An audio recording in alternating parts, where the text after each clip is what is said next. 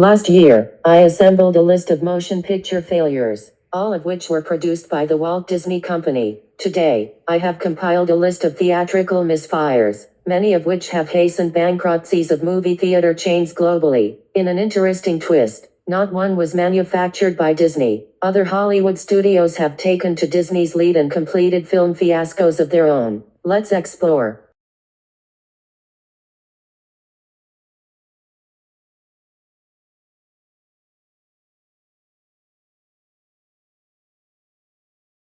Lionsgate's Disasterpiece is a remake of a gritty, dark 1994 film, The Crow. The original film combined style and action set pieces to create a narrative of revenge and love. The film was a box office accomplishment, considering the film had an R rating. The remake did not equal the level of the direct-to-video sequels the film contributed to. The remake decided to invest more time in telling the audience nothing interesting. This film made Ceili, the deceased that needed avenging, into a major character, instead of a plot device to advance motives. Ceili, not Eric, is the musician. Ceili seems to be more of a driving force in the film than Eric, who is a drug addict. It left every audience member wondering why anyone should care about Eric being in purgatory, which the audience was in watching this monotonous film. This would be like the dog in John Wick being the former hitman trying to return to normal life and John being an addict that the dog found breathing in gas fumes at an Exxon station. Don't get me wrong, I love the change. The problem is that no one will care about the title character. This film has decelerated whatever the property had left.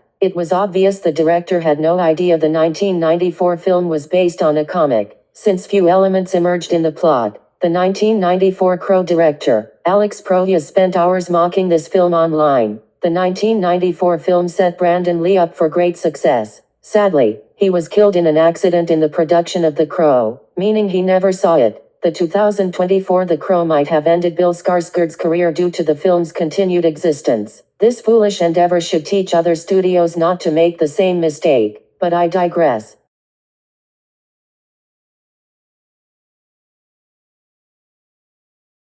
Recently, Sony Pictures announced that the company will end the extended SpiderVerse and focus more on Spider-Man. This was a vow they should have taken in 2014 with the underperformance of Amazing Spider-Man 2. In that film, audience members were repulsed by the jostling of this concept into that feature. The character, Madam Web, is a combination of an evil Professor Xavier and Lex Luthor. Unfortunately, the main actress, Dakota Johnson, apparently could care less about this film and acted that way on screen. She was adamant about not emoting expression and feelings. The film's antagonist, played by Tahar Rahim, was hilariously overdubbed that it would make Central Park Media very gratified. No one's powers is fully explained. Weakness and strengths are subject to the plot's necessity at that moment. Most characters are witless. However, I have to admire the fact that a sponsor, Pepsi, saved the day.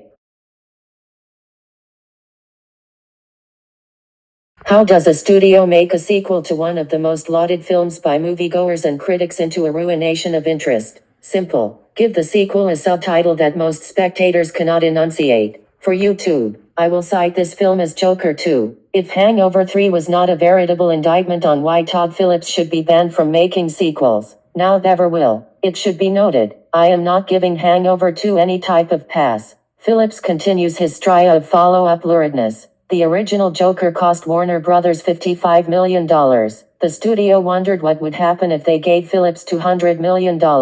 It was obvious that much of the budget was blown on a weekend of debauchery in Amsterdam. Although the film looked great in presentation, it failed in recitation. The film forgot why most watchers relish the film. Many questions from the first film were answered. This was a horrific resolution. Many viewers liked the mystery, like uncertain fates of characters. This infuriated many in the sparse crowds. Instead of fully embracing the Joker, the main character, Arthur, degenerated into a shell of the character noticed halfway through the first film. This would be like Michael Corleone turning into an incompetent kingpin, who demonstrates apathy to family affairs in Godfather, Part 2. The final transgression was making the film a musical. Most onlookers of Joker probably are not engrossed into Broadway musicals. The Hague's International Criminal Court should have an inculpation against Joaquin Phoenix's singing. Humanity needs this eradicated forthwith.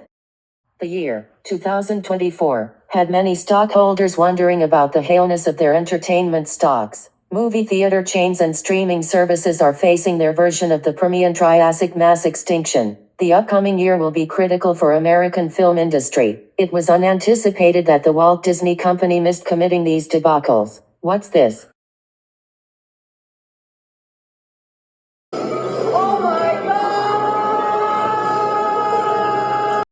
Apparently, Disney has stepped up their blundering for 2025. May God save us all.